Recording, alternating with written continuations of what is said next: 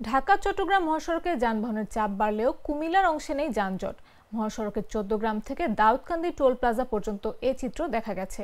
এদিকে কুমিল্লা অংশের ১০৩ কিলোমিটার এলাকার ১২টি যানজট প্রবণ এলাকা চিহ্নিত করে ঈদে ঘরমুখো মানুষের যাত্রা স্বস্তিদায়ক করতে হাইওয়ে পুলিশের পাশাপাশি সেনাবাহিনী, র্যাব ও জেলা পুলিশ মোতায়েন করা হয়েছে।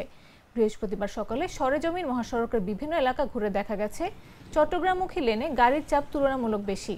তবে বড় যানবাহনের তুলনায় ছোট যানবাহনের সংখ্যা বেশি চলাচল করতে দেখা গেছে। যানজট প্রবণ এলাকা দাউদকান্দির গৌরীপুর বাজার ও ইলিয়টগঞ্জ বাজার, চান্দিনার মাধাইয়া বাজার ও চান্দিনা বাজার, বুড়িচংয়ের নিমসার বাজার, কুমিল্লা সদরের ময়নামতি ক্যান্টনমেন্ট মোড় ও আলেখার চর, সদর দক্ষিণের পদুয়ার বাজার, সুয়াগঞ্জ বাজার ও কোটবাড়ি ইউটার্ন এবং ১৪ গ্রাম বাজারে যানজটের দৃশ্য নেই। এদিকে রাতে মহাসড়কে ডাকাতি, ছিনতাই এবং পশুবাহী পরিবহনে চাঁদাবাজি রোধে সতর্ক অবস্থানে রাখছে আইনশৃঙ্খলা বাহিনীর সদস্যরা।